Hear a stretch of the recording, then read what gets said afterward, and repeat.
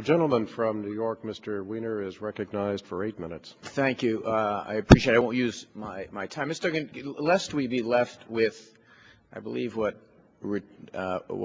people who know Latin would call an ad hoc ergo propter hoc fallacy, could you just clarify again what you think, in your experience, and this is a hearing about what experiences we have and how we can learn from them, from your experience and from the data you've collected as a professional who looks at this, not as someone who occasionally steps in and looks at it, accounted for that rise in costs?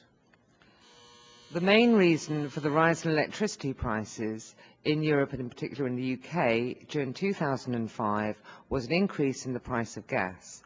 The price of gas increased so much that actually, rather than having fuel switching as we had hoped from coal to gas, there was fuel switching from gas to coal. And we estimate that was even when the price of carbon was at 30 euros. And it was estimated at that time that the price of carbon would need to have been about 70 euros a tonne to actually begin to have price switching from coal to gas. That's not to say that that's an example of success of the scheme. It's saying that let's get the facts right on that. That was not the reason for the rise in electricity prices. It's been estimated that of the increase in electricity prices, perhaps up to 1/3 might have been caused by the carbon price at its highest. Certainly the carbon price for phase 1 is now significantly lower. It's around €1 to €1.50, and therefore it would be surprising if that was causing an increase in electricity prices at the moment. I accept that there were windfall profits due to the design of the allocation methodology, which was designed in that way to recognise the sunk costs of industry and therefore to give them free allocation when they hadn't known a carbon price was about to be imposed on them. Right. Well, we have a vote. I just have one brief question. It seems that the greatest threat to any system working would be anything that impinges on the transparency of the marketplace here. What is technology, as it advances, making it harder to cheat? Is it making it easier to cheat in terms of how much emissions are being recorded, how are being reported?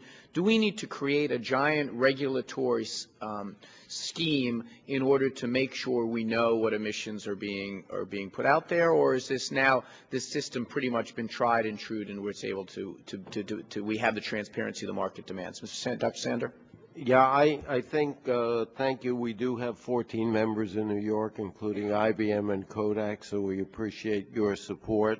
Let me say we have a more comprehensive system in the U.S. than the EU, with 6 gases in the pilot program versus 1 initially, and so we've been measuring all 6 gases, and I would say the technology has been very, very easy.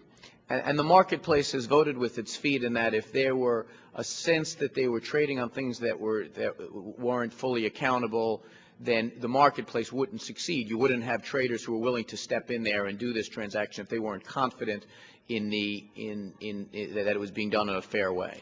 And number one, I think that's unambiguously correct. And number two, we have market evidence of that. The credits that are traded on the exchange in Chicago are priced 4 times higher than those that are not verified and traded in the over-the-counter market. So the market's already distinguishing where there's better verification, there's a higher price. Thank you. Thank you, Mr. Chairman. I yield back.